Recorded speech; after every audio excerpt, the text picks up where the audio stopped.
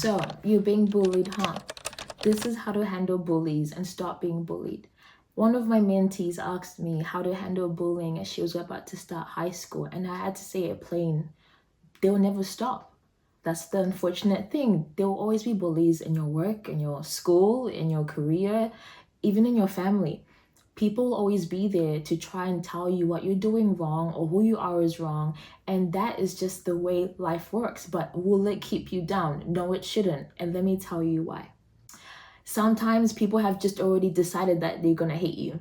They've already decided before even they got to know you. They've pre-concluded that they hate you and they dislike you and they will talk about you. Is there any form of control you have in that situation? Absolutely not. Should it keep you up at night? No way. You should absolutely just leave it alone, because unfortunately, some people hate how positive you are. They just hate good things. There are people who hate flowers.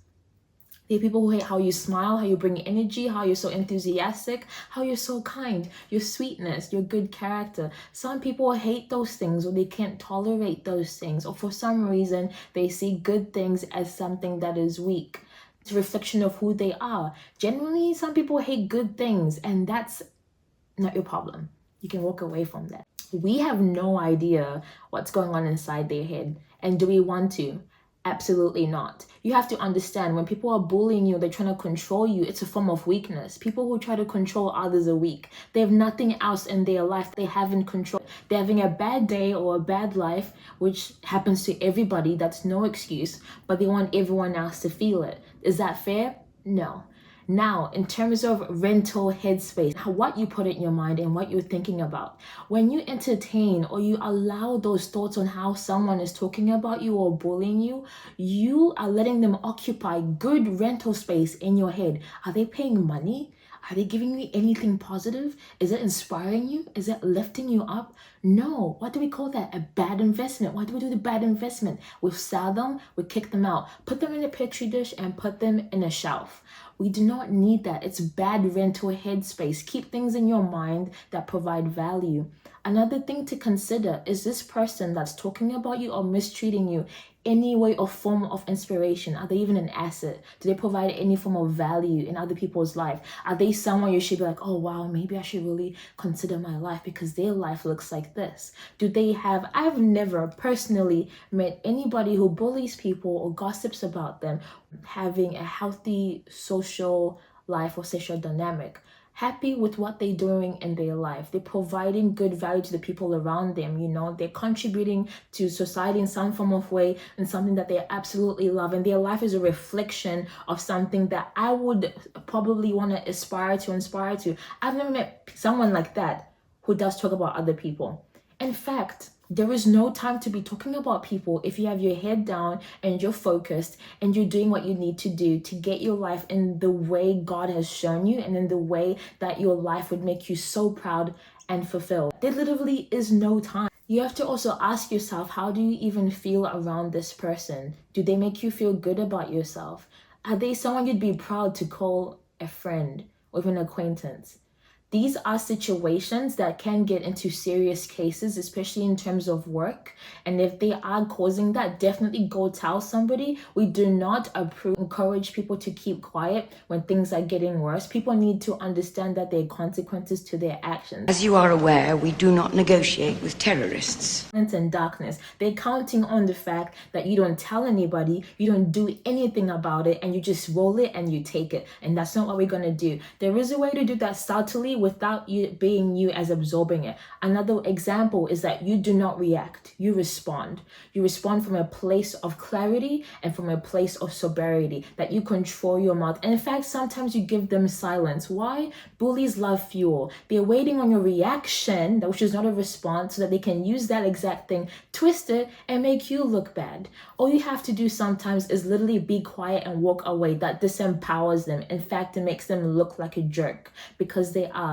Other times, some people are literally showing you who they are. Some people are just mean. They suck. Life is hard. It's very easy to be a mean person. We can all do it very effortlessly. It's very hard to be a good person. You, of all people, would know that you get bad days too.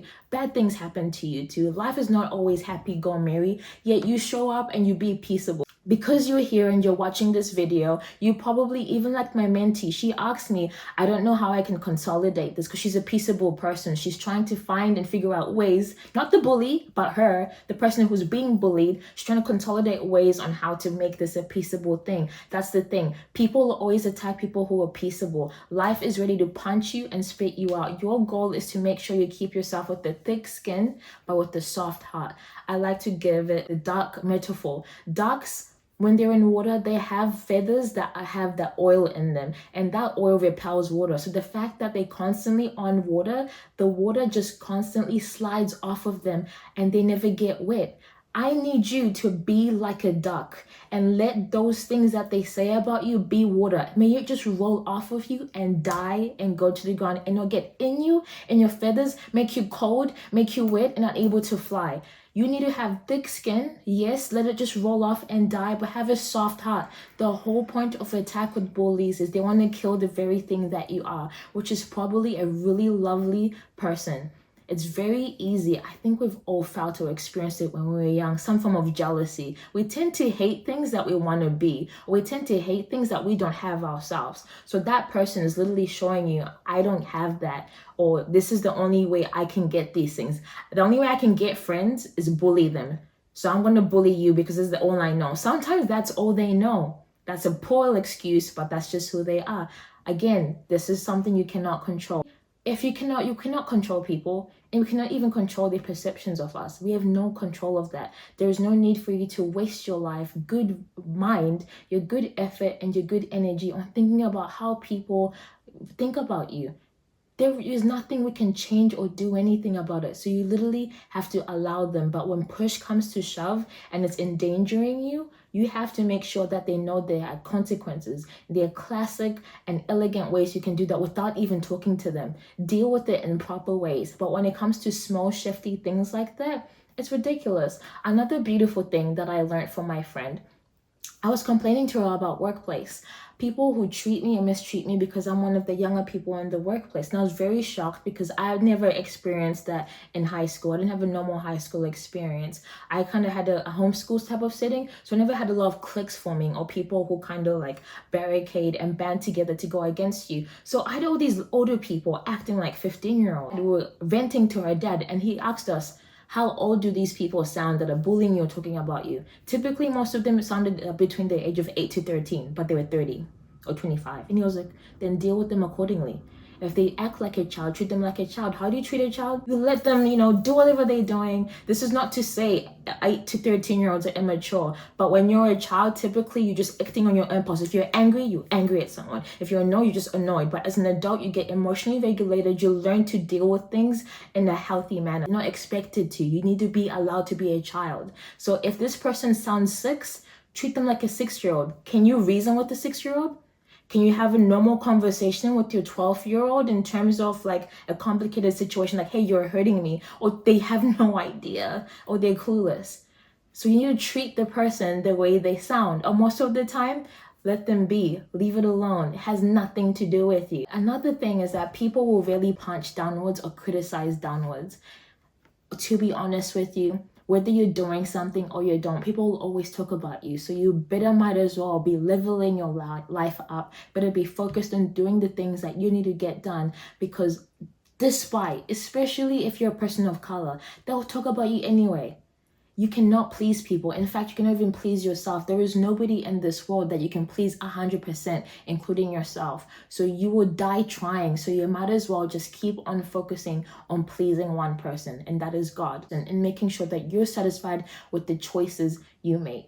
Most of all as well is that these people are showing you who they are. They're just letting you know, hey, I'm a terrible person. Stay away from me. Don't try to please me. I'm impossible to please. Listen to that. Stop trying to please them. Stop trying to navigate around it or logicize around it. Sometimes it doesn't even make any sense. Leave it alone. We can only treat people to the capacity that we know ourselves.